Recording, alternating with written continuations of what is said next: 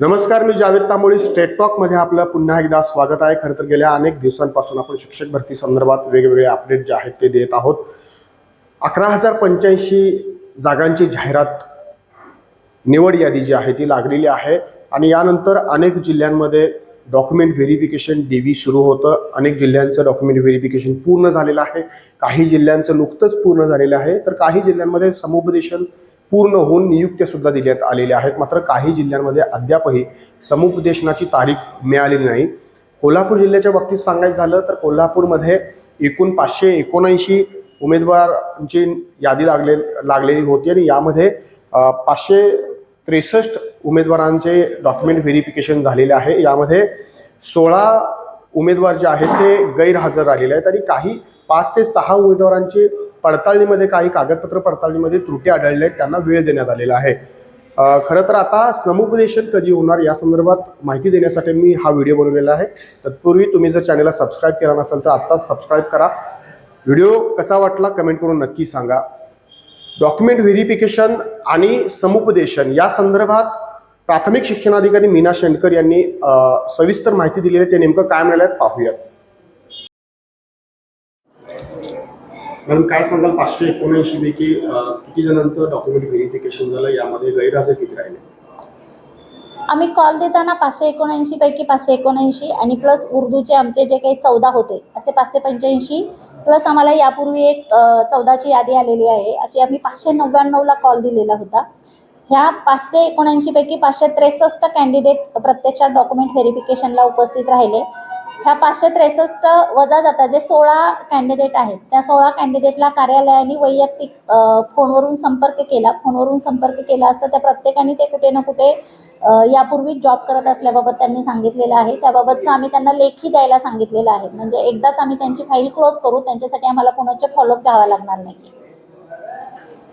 समुपदेशनाचं काय स्टेटस आहे? कधीपर्यंत समुपदेशन होईल? त्यांना नियुक्त्या कधी मिळतील? काय नियोजन आहे? नाही, डॉक्युमेंट व्हेरिफिकेशन हा सगळ्यात महत्त्वाचा टप्पा आहे. डॉक्युमेंट व्हेरिफिकेशनमध्ये आम्हाला 2-3 त्रुटी आढळून आल्या. जसं काहींचे संपूर्ण डॉक्युमेंट नसणे ही एक त्रुटी आहे.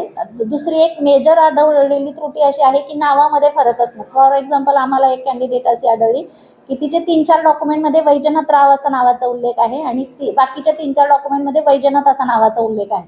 तर त्या सगळ्यांना आम्ही सूचना दिलेल्या आहेत की नावामध्ये तुम्हाला करेक्शन करून घ्यावं लागेल.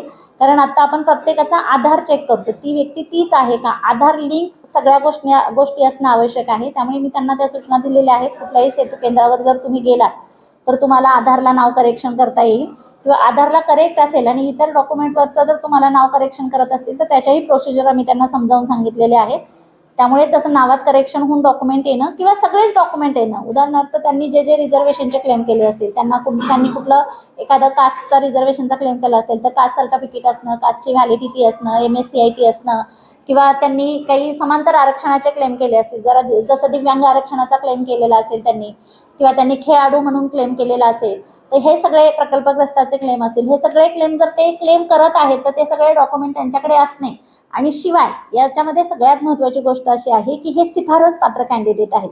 शिफारस पात्र म्हणजे काय की पवित्र पोर्टलवर त्यांनी ऑनलाईन रजिस्ट्रेशन केलेलं आहे आणि त्यांनी सगळ्यांनी ऑनलाईन माहिती भरलेली आहे आणि त्यांनी जी माहिती भरलेली आहे त्याचं एक स्वयं घोषणापत्र ह्या कॅन्डिडेटनं दिलेलं आहे. त्यांनी भरलेले म्हणजे जे स्वयं घोषणापत्र दिलेलं आहे किंवा जे डॉक्युमेंट अपलोड केलेले आहेत त्या डॉक्युमेंटचं कुठलंही व्हेरिफिकेशन त्या लेवलवर झालेलं नाही आहे. त्यामुळे हे सगळे कॅन्डिडेट फक्त शिफारस केलेले कॅन्डिडेट आहेत. नियुक्ती प्राधिकारी म्हणून, जिल्हा परिषद म्हणून आमची ती जबाबदारी आहे की ईच अँड एव्हरी डॉक्युमेंट त्याचं तपासून बघणं आणि तपासून बघून सुद्धा त्याचं जी काही ऑथेंटिसिटी असते ती ऑथेंटिक आहे का. एखादं कास्ट सर्टिफिकेट असेल ना, त्याच्याबाबत जर आपल्याला शंका आली तर डिरेक्टली आपल्याला त्या प्राधिकाऱ्याशी संपर्क साधून त्याची ऑथेंटिसिटी चेक करावी लागते. त्यामुळे आम्ही डॉक्युमेंट व्हेरिफिकेशनला देतानाच त्यांना असं दिलं होतं की आम्हाला कुठला दाखला कोणाच्या सहीचा लागेल. फॉर एक्झाम्पल, प्रकल्पग्रस्ताचा दाखला असेल तर आम्हाला तो जिल्हा पुनर्वसन अधिकाऱ्याचाच लागेल. दिव्यांगाचा दाखला असेल तर आम्हाला UDIDच लागेल त्याचा. किंवा जिल्हा सिव्हिल सर्जनचंच आम्हाला त्या दाखल्यावर साईन लागेल, किंवा तुम्हाला माजी सैनिक चे पाल्य म्हणून तुम्ही क्लेम करणार असेल तर माजी सैनिक पाल्याचा दाखला फक्त जिल्हा सैनिक अधिकारी यांना देण्याचाच अधिकार आहे, किंवा कास्ट व्हॅलिडिटी स्क्रुटिनी कमिटीनंच द्यावी लागते. त्या स्क्रुटिनी कमिटीचं आम्ही हे पण चेक करून बघतो, त्यांचा जो काही जावक क्रमांक आहे ते सगळे क्रमांक आम्ही आमच्या रेकॉर्डला घेत असतो. आमचा उद्देश असा आहे की कुठल्याही चुकीच्या माणसाला नोकरी मिळू नये, त्याचबरोबर कुठल्याही करेक्ट माणसाची नोकरी जाऊ नये, आमचा हा उद्देश आहे याच्यामध्ये. नियुक्तीचा एक रोडमॅप आता तुम्ही सांगितला, समायोजन आणि त्यानंतर पवित्र पोर्टलवर आलेले जे कॅन्डिडेट त्यांना नियुक्ती, काय नेमकं आहे हा रोडमॅप? नाही, रोडमॅपमध्ये आम्हाला 21 जून 2023चा शासन निर्णय आहे. 21 जून 2023च्या शासन निर्णयामध्ये त्यांनी 3 गोष्टी प्राधान्यानं सांगितलेल्या आहेत. मुद्दा क्रमांक 1 मध्ये त्यांनी आंतरजिल्हा बदलीचा उल्लेख केलेला आहे. ऑलरेडी आमच्या सगळ्या आंतरजिल्हा बदल्या झालेल्या आहेत. मुद्दा क्रमांक 2 मध्ये त्यांनी जिल्हा अंतर्गत बदलीचा उल्लेख केलेला आहे. जिल्हा अंतर्गत बदलीमध्ये त्यांनी असं म्हटलेलं आहे, बदली इच्छुक शिक्षकांना त्यांच्या विकल्पानुसार एक संधी द्यावी आणि समुपदेशानं त्यांची नियुक्ती करावी, असा स्पष्ट उल्लेख मुद्दा क्रमांक 2 मध्ये आहे. त्यामुळे त्याच्यावर आधी काम होईल. आणि त्यानंतर पवित्र पोर्टलमध्ये जे काही आमच्याकडे कॅन्डिडेट आलेले असतील त्या पवित्र पोर्टलमध्ये आलेल्या कॅन्डिडेटला पोस्टिंग देण्यासंदर्भातलं आहे. आता आपण काय केलं की सायमल्टेनियसली हे सगळं काम सुरू ठेवलं, कारण एवढ्या 599 लोकांचं डॉक्युमेंट व्हेरिफिकेशन हा खूप मोठा टास्क आहे. आणि एका कॅन्डिडेटचे काहींचे 12, काहींचे 15, काहींचे त्याहूनही जास्त डॉक्युमेंट आपल्याला तपासावे लागत आहेत.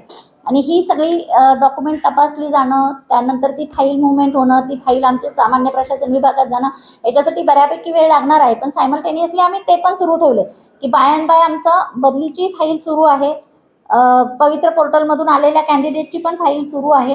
त्याच पद्धतीनं म्हणजे जो आमचा 21 जून 2023चा शासन निर्णय आहे त्या शासन निर्णयाच्या आधारे जे काही आम्हाला गाईडलाईन घालून दिलेल्या आहेत त्या गाईडलाईन प्रमाणेच आम्ही कार्यवाही करणार आहोत.